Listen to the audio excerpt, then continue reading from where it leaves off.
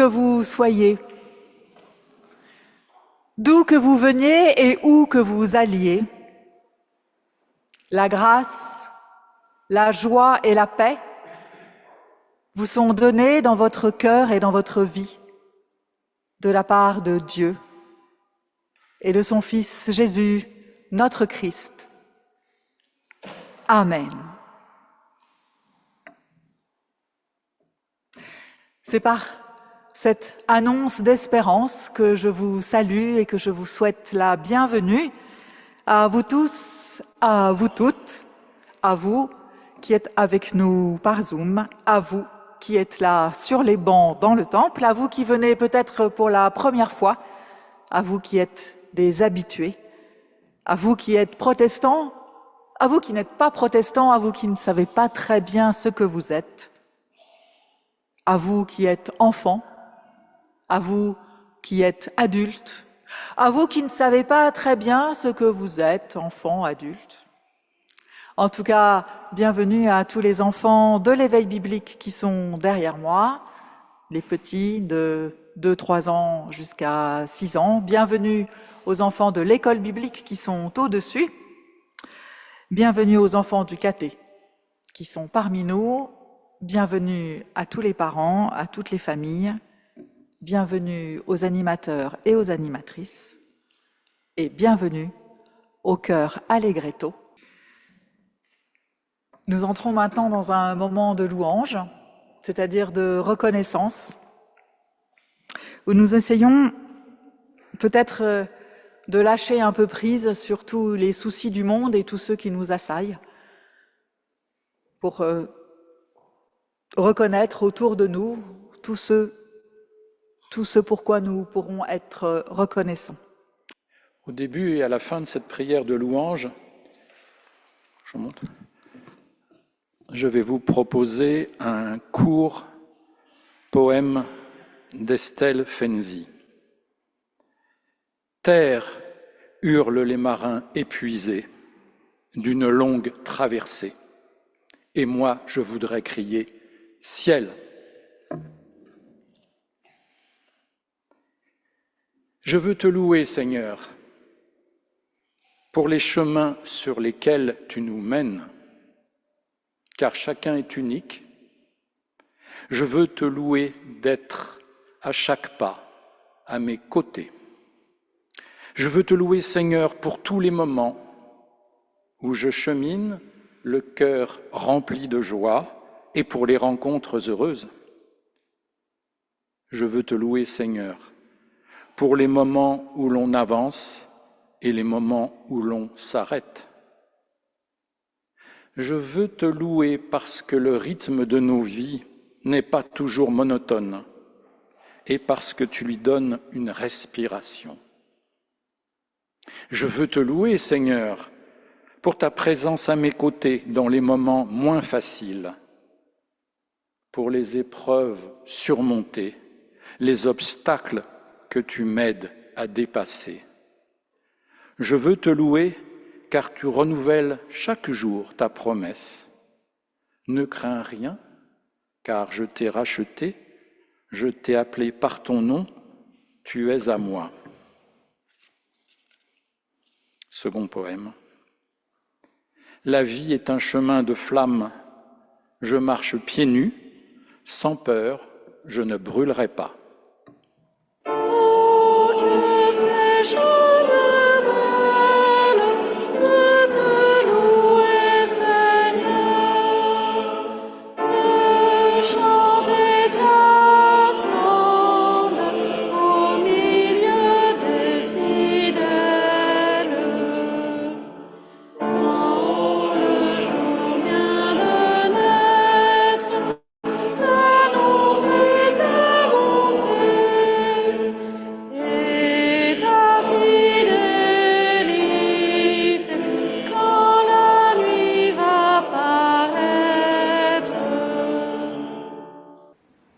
Nous prenons quelques instants de silence pour nous présenter à Dieu comme nous sommes, c'est-à-dire sans rien lui cacher.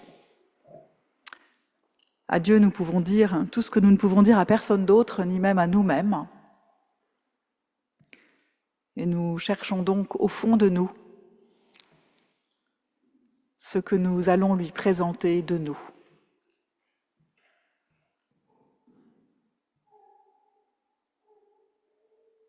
Seigneur, en moi, c'est le chaos. Mon cœur d'un côté, ma raison de l'autre, impulsion néfaste que la foi contrôle, événements multiples, sans lien apparent, épreuve un jour, joie un autre. Seigneur, pourquoi suis-je ce carrefour de tant de routes? Je voudrais être une et je suis plusieurs. Je te regarde, Seigneur, en toi je cherche la réponse.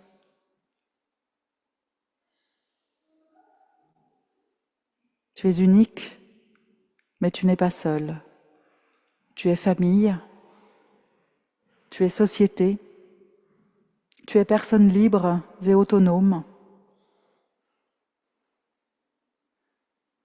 Et tu es unique dans le ciment de l'amour. C'est là ta réponse, Seigneur, l'unité dans l'amour. Aimer la raison et le cœur. Aimer la chair et la grâce, la nuit et le jour.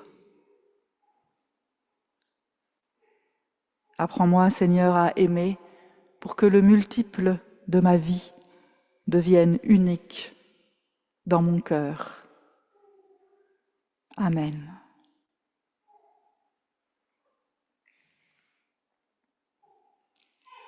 Alors, écoutez la bonne nouvelle qui vous est renouvelée ce matin à chacun et chacune. Dieu lui-même s'est incarné pour sauver tout ce qui est tordu. Moi la première. C'est pourquoi, étant au service de Jésus-Christ, à quiconque écoute et croit, j'annonce et j'atteste que quelle que soit ta faute, quel que soit ton malheur, Dieu t'aime et t'accueille auprès de lui. Il est là, auprès de toi, même si tu ne le sais pas. Amen. Seigneur, c'est toi notre secours. Nous vivons tous de ton amour. Quand vient la nuit de tous côtés, ouvre nos yeux à ta clarté. Avant d'ouvrir la Bible pour y trouver les textes de ce matin, nous prions. Tu m'attends, Seigneur. Il te tarde de me voir attentive à ta parole. Ne permets pas que je sois sourde à son écoute. Accorde-moi à ta voix, accorde-moi à ton silence.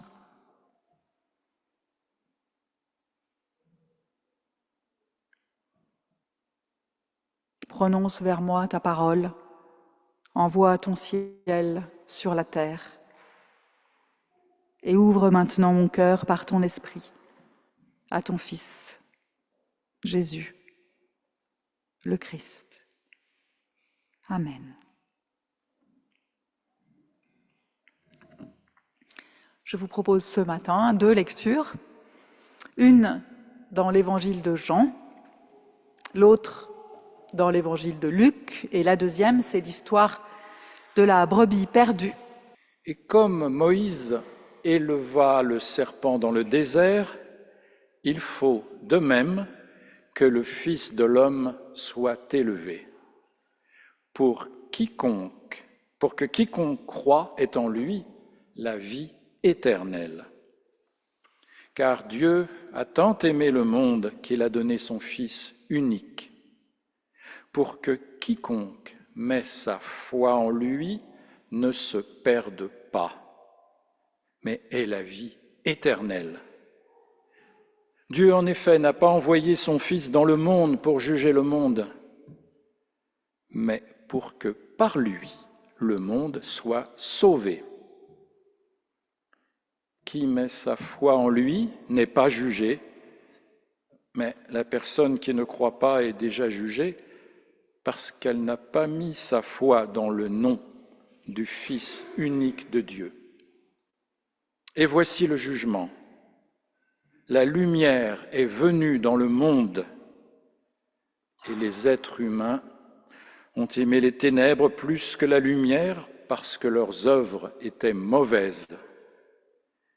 Car quiconque pratique le mal déteste la lumière et ne vient pas à la lumière, de peur que ses œuvres ne soient dévoilées.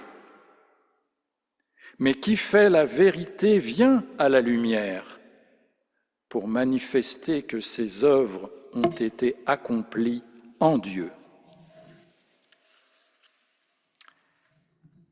Puis, chez Luc, au chapitre 15, versets 3 à 7. Jésus leur dit cette parabole. « Quelle personne parmi vous, si elle a 100 brebis et qu'elle en perde une, ne laisse les 99 autres dans le désert pour aller après celle qui est perdue jusqu'à ce qu'elle la trouve.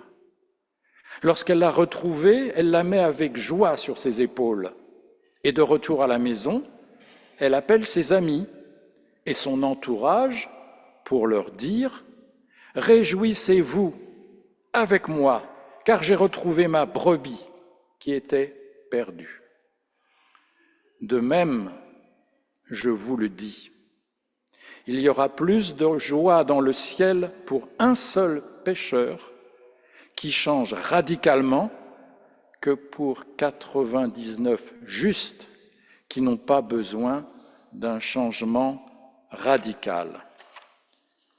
Seigneur, ta parole est une lampe sur nos chemins. Dieu a tant aimé le monde qu'il a donné son Fils unique pour que quiconque met sa foi en lui ne se perde pas, mais ait la vie éternelle.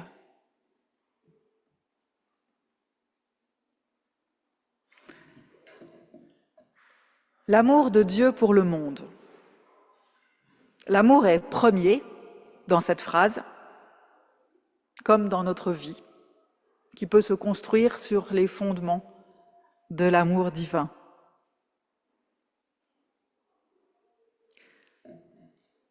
L'amour de Dieu pour le monde. C'est quoi le monde? Alors, en grec, dans le texte de l'évangile de Jean, le monde, c'est cosmos. Et moi, je crois très fort à cette dimension cosmique de l'amour de Dieu.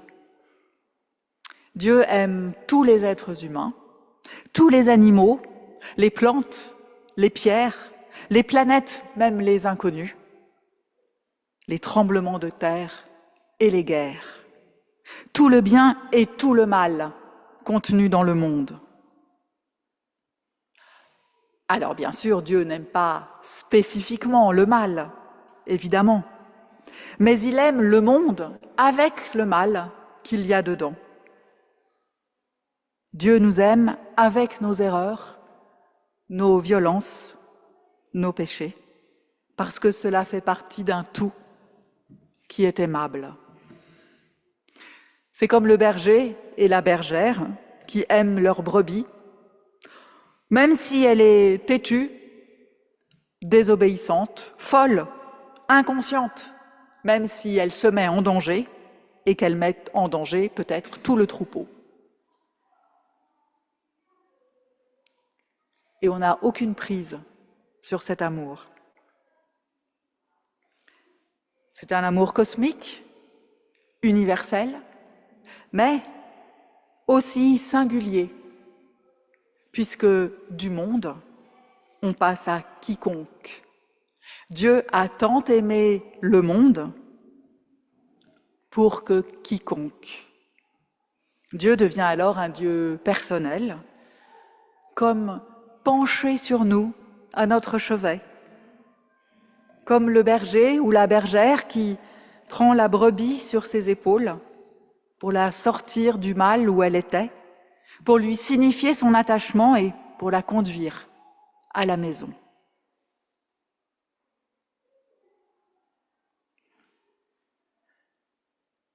Dieu a tant aimé le monde qu'il a donné.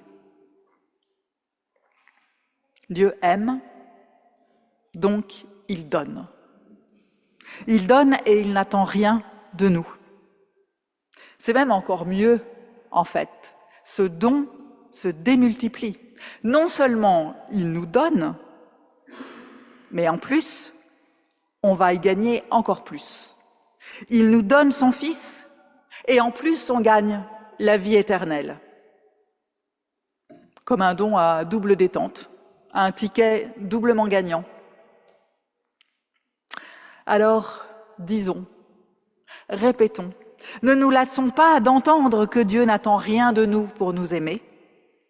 Son amour pour nous ne dépend pas de nous. Il nous aime, il nous donne.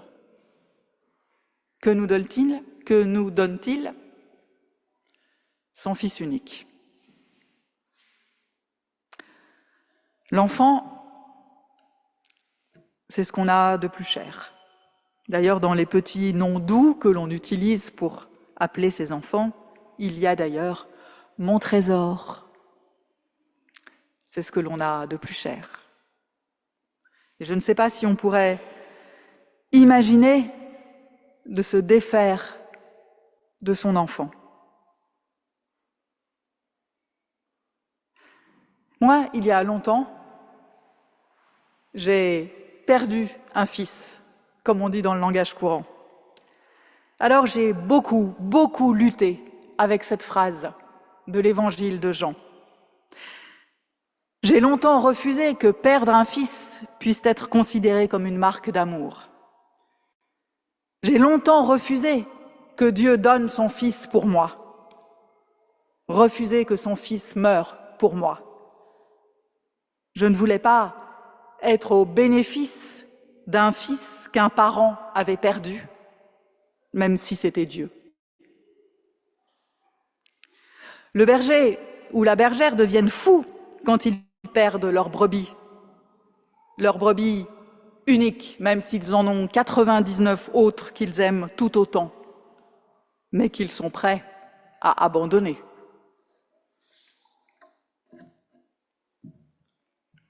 Et d'ailleurs, est-ce qu'on s'imagine plutôt, nous, être à la place du berger ou de la bergère qui perd quelque chose de très cher, plutôt à la place de la brebis qui est perdue, qui s'est perdue, ou à la place des 99 autres que l'on abandonne au profit d'une seule?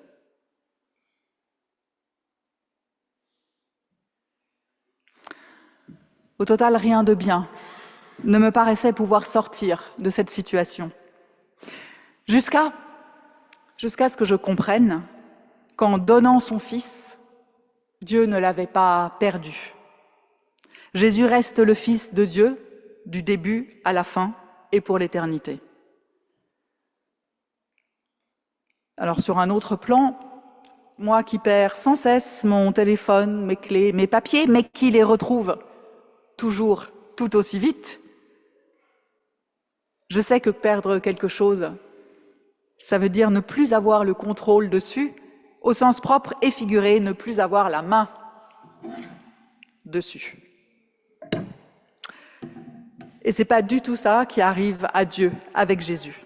Il ne l'a pas perdu, il l'a donné. Et en nous le donnant, peut-être même, il l'a retrouvé. Donner, ce n'est pas perdre, ce n'est pas abandonner, c'est faire profiter. En faire profiter celles et ceux que l'on aime infiniment. Et peut-être que ce don donne du sens à toute l'histoire, à toute l'histoire du monde, en tout cas à notre histoire.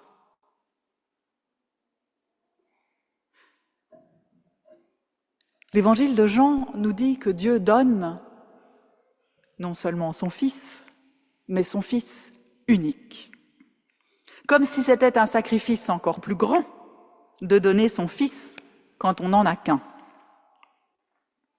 C'est quand même étonnant pour Dieu, parce que s'il le voulait, il pourrait avoir le nombre d'enfants qu'il veut. Mais si on y regarde de près, l'expression « fils unique » est extrêmement rare dans la Bible. C'est curieux, parce qu'elle a quand même été très reprise dans la tradition, elle est souvent présente dans nos prières et dans notre conception théologique. Honnêtement, avant de préparer cette prédication, je n'avais pas réalisé que « fils unique » est une expression très rare dans la Bible. Jésus n'est jamais le Fils unique dans l'évangile de Jean, ni dans celui de Matthieu, ni dans celui de Luc. Jamais dans celui de Marc, de Matthieu et de Luc. Seulement dans celui de Jean, et seulement 4 fois, 2 fois dans le prologue et 2 fois dans le texte que nous venons de lire.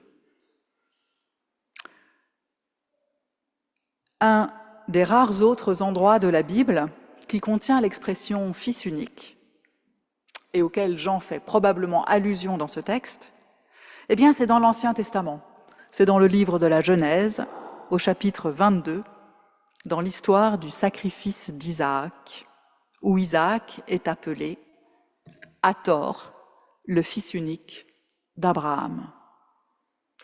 Je dis à tort car au moment de cet épisode, Abraham a 2 fils, Ismaël, l'aîné, Isaac, le second, et ensuite il en aura encore 6 autres avec sa 3e femme, Ketura. Abraham aura 8 fils en tout. Si vous voulez tout savoir sur ce récit, je vous donne rendez-vous mardi à 20h, ici, avec le grand exégète Thomas Romer. Mais revenons à nos brebis. On voit bien que l'expression « fils unique » n'a rien à voir avec le nombre d'enfants, mais à voir avec l'amour qui lui est porté. Dans un sens, on pourrait tout à fait dire qu'au sein d'une fratrie, chaque enfant est un enfant unique. Et nous sommes chacun et chacune un enfant unique de Dieu, un enfant d'une inestimable valeur. Notre vie a une valeur inestimable aux yeux de Dieu. Si on se perd, si on s'y perd, on peut compter sur Dieu pour venir nous chercher et nous retrouver. Et dans le passage de ce matin, Jésus devient le Fils unique pour dire l'ampleur du don de Dieu, ce don tellement grand que l'on peut même penser que par ce don, Dieu nous donne une partie de lui-même. Dieu s'offre à nous pour que quiconque met sa foi en lui ne se perde pas. Quiconque. Quiconque, c'est quand même un peu dur à avaler, moi je trouve. Ça veut dire, y compris les pécheurs, y compris les terroristes, ceux de la vie domestique et ceux des guerres. Alors il y aurait quand même peut-être un critère, mettre sa foi en Dieu, en Jésus, pour que quiconque met sa foi en lui ne se perde pas. Alors on n'a plus qu'à espérer que les grands méchants ne mettent pas leur foi en Dieu ou en Jésus. C'est pas sûr. Mais de toute façon, en y regardant de près, en fait, croire n'est même pas un critère, puisque Dieu aime le monde. Toute la différence, la seule différence, c'est que ceux qui mettent leur foi en Jésus sauront que Dieu les aime. Et c'est cela qui les sauve et les empêche de se perdre. Ceux qui ne croient pas ne savent pas que Dieu les aime, et cela ne peut donc pas les sauver.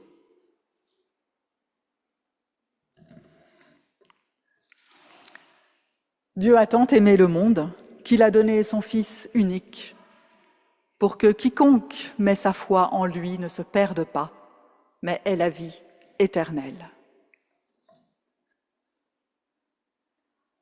Mettre notre foi en lui,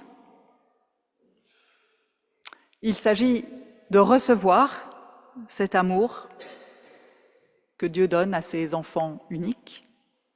Alors pas juste dire « bon ok, Dieu m'aime », mais c'est un amour qui engage celle et celui qui le reçoit, celle et celui qui y croit. Dieu m'aime, alors je lui fais confiance. C'est le sens de mettre sa foi, faire confiance.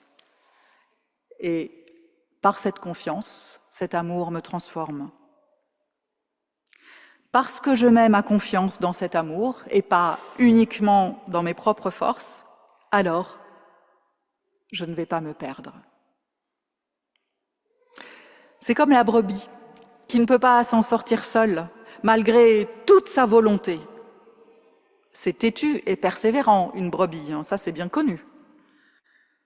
Malgré toute son intelligence, c'est peut-être la championne des QI des brebis, après tout, cette brebis. Malgré toute sa force, c'est peut-être une grosse brebis athlétique. Malgré toute son expérience, c'est peut-être une vieille brebis qui en a vu d'autres. Malgré tout cela, elle ne peut pas s'en sortir seule.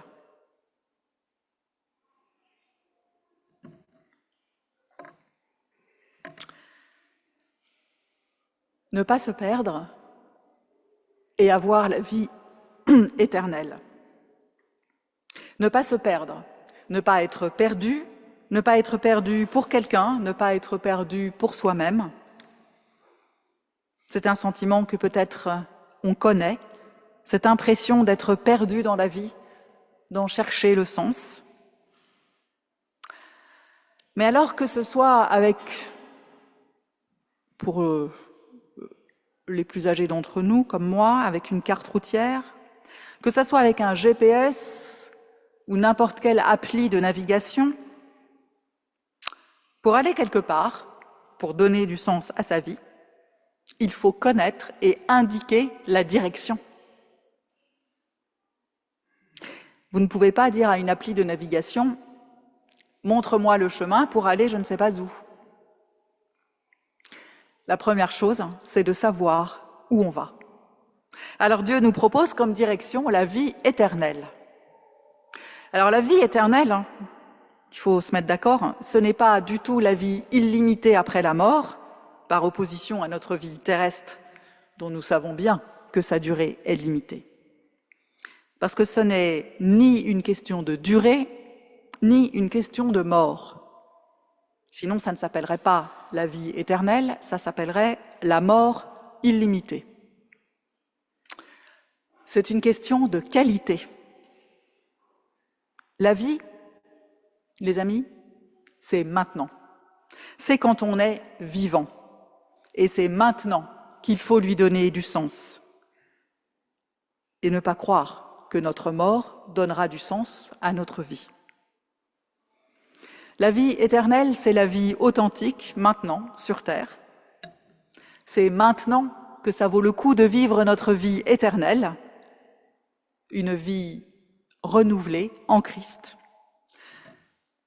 C'est comme le berger, la bergère et la brebis qui vivent une nouvelle vie renouvelée après s'être retrouvés, après s'être perdus puis retrouvés. Ils sont toujours bien en vie, personne n'est mort, mais ils sont dans cette nouvelle vie de joie et de reconnaissance, ouverts sur le partage avec les autres, et non plus dans l'inquiétude qui recentre et resserre sur soi. Voilà la vie éternelle que Dieu nous propose. Une vie en confiance, joyeuse, reconnaissante, ouverte sur le monde, ou donner est un signe d'amour. Amen. Je n'ai plus rien à craindre, mon cœur est sans effroi. Le mal ne peut m'atteindre, je sais en qui je crois. Dieu m'aime comme un père, je me repose en lui.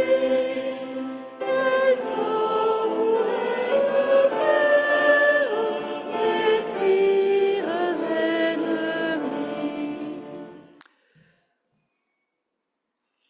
C'est maintenant le moment de donner. Donner comme un acte d'amour, donner pour partager ce que nous avons reçu. Voilà, c'est l'offrande.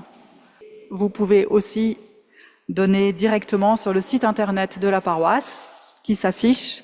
Le site, c'est protestantmontparnasse.org, protestant avec un S, parce qu'il y a plusieurs protestants à Montparnasse, protestantmontparnasse.org. Sur la page d'accueil, en haut à droite, vous avez l'onglet « Faire un don ».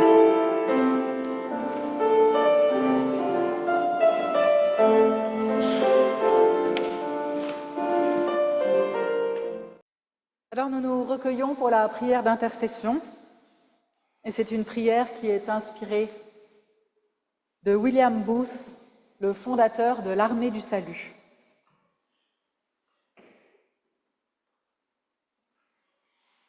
Tant que des femmes pleureront, je me battrai. Tant que des enfants auront faim et soif, je me battrai. Tant qu'il y aura des alcooliques, je me battrai. Tant qu'il y aura des personnes en prison et qui n'en sortent que pour y retourner, je me battrai. Tant qu'il y aura des victimes de violences, je me battrai. Tant qu'il y aura un être humain ou un peuple humilié sur terre, je me battrai. Tant qu'il y aura un être humain privé de la lumière de Dieu, je me battrai. Avec toi, je veux me lever, Seigneur, contre la détresse et la mort, contre la torture et la souffrance, contre la pauvreté et la misère, contre la haine et la terreur, contre le doute et la lassitude, contre l'oppression et la force aveugle, contre la guerre qui ravage les êtres humains. Avec toi, Seigneur, je veux me lever contre tout ce qui empêche la vie. Avec toi, je veux m'engager dans tout ce qui stimule la vie. Sois avec moi pour que je me lève avec toi.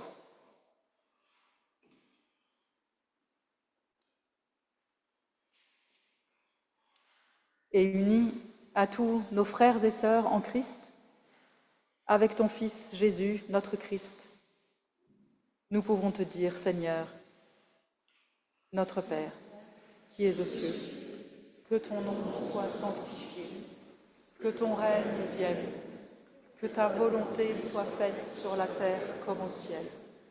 Donne-nous aujourd'hui notre pain de ce jour. Pardonne-nous nos offenses, comme nous pardonnons aussi à celles et ceux qui nous ont offensés. Et ne nous laisse pas entrer en tentation, mais délivre-nous du mal, car c'est à toi qu'appartiennent le règne, la puissance et la gloire pour les siècles des siècles. Amen.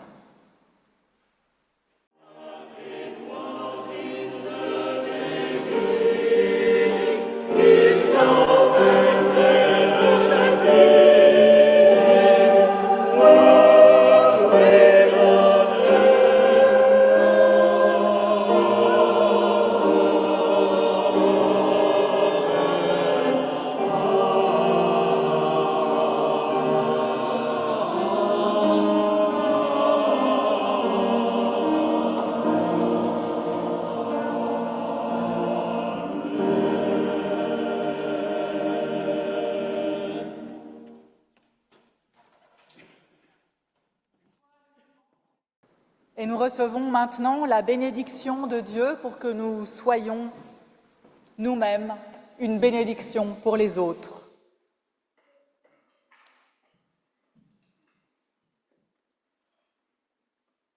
Dieu fait pour vous rayonner son visage. Il tourne son regard vers vous et vous accorde sa paix. Dieu vous bénit et vous garde, vous et tous ceux que vous aimez. Amen. Merci à tous ceux qui ont rendu ce culte possible. Bon dimanche à vous tous. Bonne semaine. À dimanche prochain.